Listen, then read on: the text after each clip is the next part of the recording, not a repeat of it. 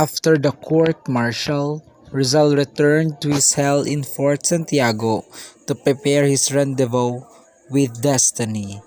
Upon hearing the court's decision, Rizal already knew that there is no way that his destiny would be changed. Rizal knew it was his end and had accepted his fate. During his last 24 hours on Earth, from 6 a.m. of December 29 to 6 a.m. of December 30, 1896, he was busy meeting visitors including Jesuit priests, Josephine Bracken, and members of his family, a Spanish newspaper correspondent, some friends, and secretly finishing his farewell poem. Rizal was immediately transferred to the prison chapel where he spent his last hours on earth. Inside the chapel, Rizal busied himself by writing correspondences to friends and family, bidding everyone farewell, and conversing with his Jesuit priest friends. Late at night, around 10 o'clock, a retraction letter prepared by Archbishop Bernardino Novaleda was presented to Rizal. However, he rejected it for being too long. Father Balaguer, on the other hand, showed another draft from Father Pio Pai, which Rizal liked but wanted some parts of which be changed. By 11:30 p.m., Rizal wrote and signed the retraction letter in which he renounced the Mason movement. Witnesses to this event were Juan del Fresno, a chief of the guard detail, and Eloy More, assistant of the plaza.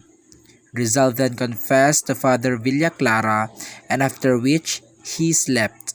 2 hours later, he rose up and prayed and confessed again. Inside the chapel, he knelt before the altar and prayed with the rosary. He, for the third time, confessed to Father Villaclara, and once finished, read Imitación de Cristo by Thomas A. Kempis.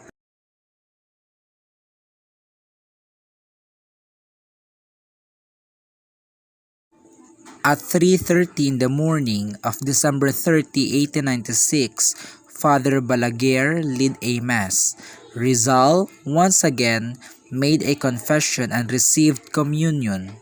At 5 a.m., he ate his last breakfast and autographed some memorabilia including religious pictures and books which will be passed on to his mother and her sister Trinidad. Accompanied by his sister Narcisa, Josephine Bracken arrived, and as requested by Rizal, the couple was canonically blessed as husband and wife by Father Balaguer. To Josephine, Rizal gave the Imitación de Cristo as wedding gift. For the last time, he wrote a letter to his parents, Ferdinand Blumentritt and Pasiano.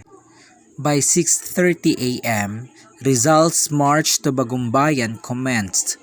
He, in his black suit, black necktie, black hat, black shoes, and white vest, calmly walked from his prison cell in Fort Santiago to the execution site, with Lieutenant Taviel de Andrade on one side and Fathers Estanislao March and Jose Villaclara on the other side. They walked behind four advance guards armed with bayonets. Jose Rizal was tied behind from elbow to elbow, although still had the freedom to move his arms. In his right arm was a rosary which he kept on holding until his final breath. Meters before the execution place, a number of spectators awaited Rizal. During his long march, Rizal saw familiar faces and places. He spent his time reminiscing his childhood, the fun he had with his family and friends. In the Bagumbayan field, Rizal shook the hands of the two priests and his defender, bidding them farewell. A priest blessed and offered him a crucifix, which he gently kissed. Rizal had one request, that is, that he be shot facing the firing squad. However, in his vain, since the captain of the squad ordered a back shot. As such, Rizal had no choice but to turn his back. A physician by the name of Dr. Felipe Ruiz Castillo was amazed that Rizal's vital signs were normal, particularly his pulse rate. Was Rizal really unafraid to die? The firing squad was commanded in unison with drum beats. Upon the brisk command, "Fire!" the guns of the squad flared. Rizal, by his sheer effort and remaining energy, twisted his body around to face the firing squad, and so fell on the ground with his face toward the blue sky, his head slightly inclined toward the rising sun in the east. What can be heard from the crowd of Spaniards was their loud, audible voice shouting, "Long live Spain! Death to traitors!" Jose Rizal died at exactly 7:03 in the morning of December 30.